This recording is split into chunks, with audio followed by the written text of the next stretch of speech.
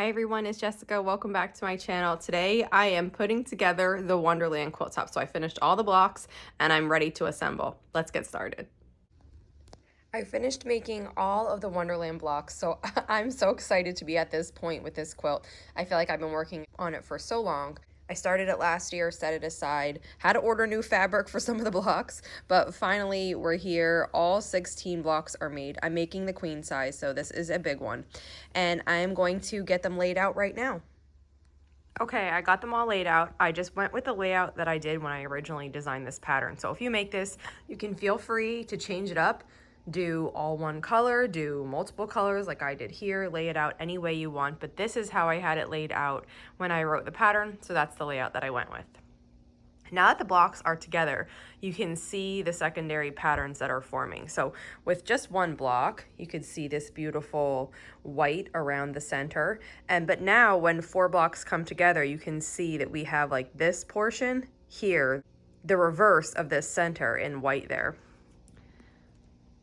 So I just think this is so cute. It's big. I'm going to try to get this sewn together now, but this is a big quilt, so we will see. It does have 2 borders as per the pattern. You can change your mind, add more, add less. It's up to you. It has a white border around the outside and then a colored border around that. So that's what I am planning for this. Well, that went quickly. I'm pleasantly surprised how quick it took to put this together. And I think it's because that while the quilt is big and the blocks are big, there are only 16 of them. So it does go really fast. I'm gonna get this laid out and I'll show you what it looks like so far. Of course, the second I put it down. But here's what it looks like so far with the blocks sewn together. I am going to cut the borders now. Here is the fabric I decided to use for the inner border. I was gonna go for something a little bit fanciful, like it had a bunch of colors in it like this, but it was different designs. And then I thought, you know what? I think I will just use this more muted star print. The cream color that it is looks really nice with both the white and the cream that are in my backgrounds of my blocks. And I think it's going to look nice here. I think this actually was a 4th of July line when it came out, but it does look nice with all the Christmas fabrics too. And here it is, all finished. I have 2 inspectors here checking it out.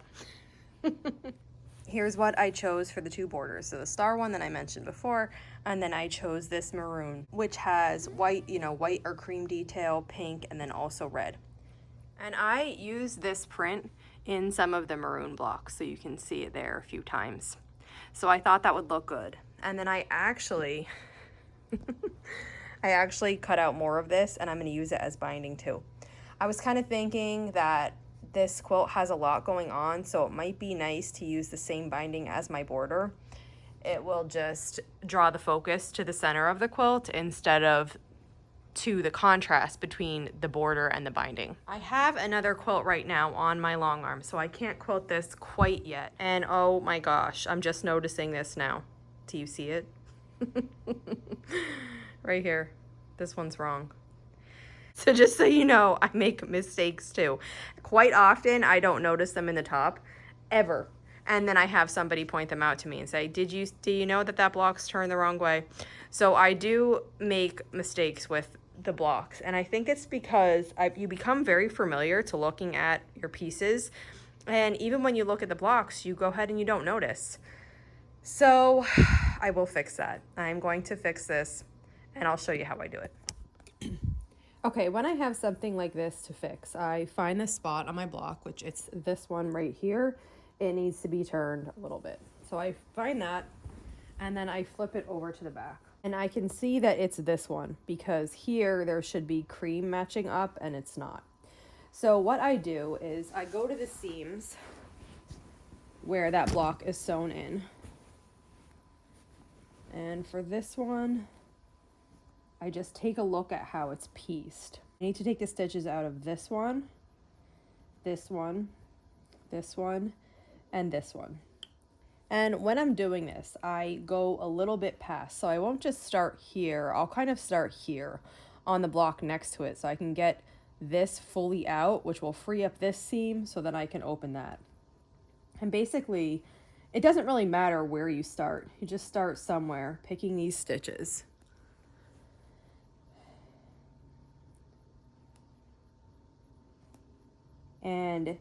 and you go across till you get one side free. Now sometimes the way that this is, I started with this top seam. It's going to be a little bit easier to free this intersection up before I continue. So I'm just going to start here, unpick these now. I just put that one on hold for a second. Take these out.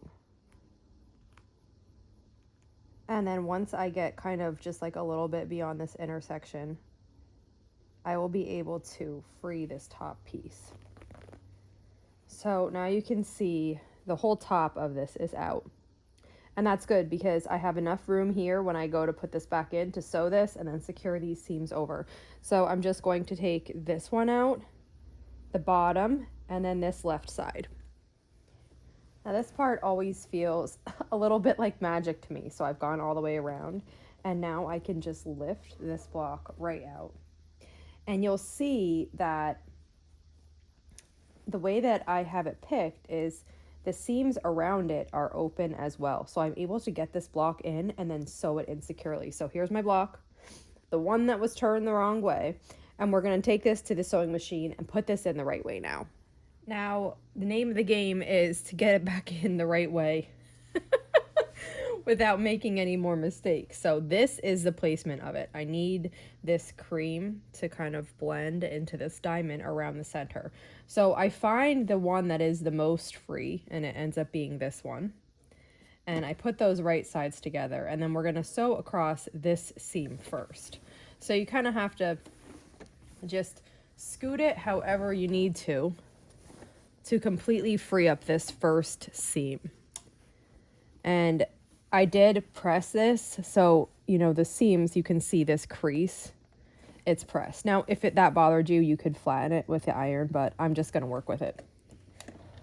So I'll start, and I will kind of back stitch here because at the beginning and the end, because I removed this, I removed that whole seam line that it was, and now I'm putting it back in. So on each one, I'll back stitch at the beginning and the end to make sure that I'm securing this in the right way.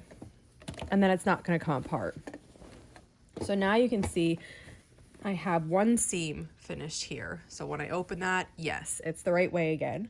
And then you can just go in any order. Like, it doesn't matter. There's no right or wrong of putting this back together. You just need to close the 3 remaining seams. So I think this next one is probably the most accessible here. This was the left seam. So again, I'll start at the edge and I'll just match those 2 edges up.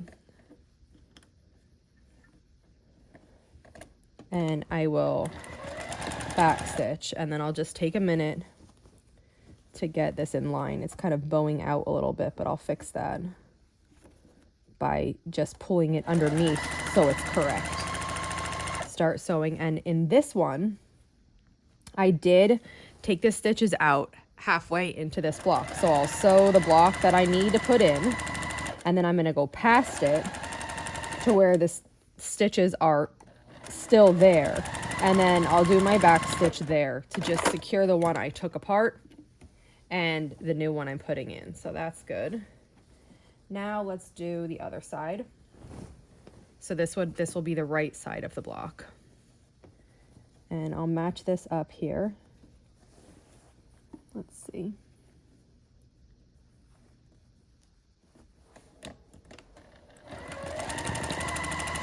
And again, I'll go halfway into the block next to it and do the back stitch and stitch forward again. And then the last seam I have is across the top. So I'll just move the quilt however I need to move it to access this top seam. I think pretty much this is good. And for this one, we will be starting in the middle of the block before it, sewing, and then sewing across the block that was misplaced.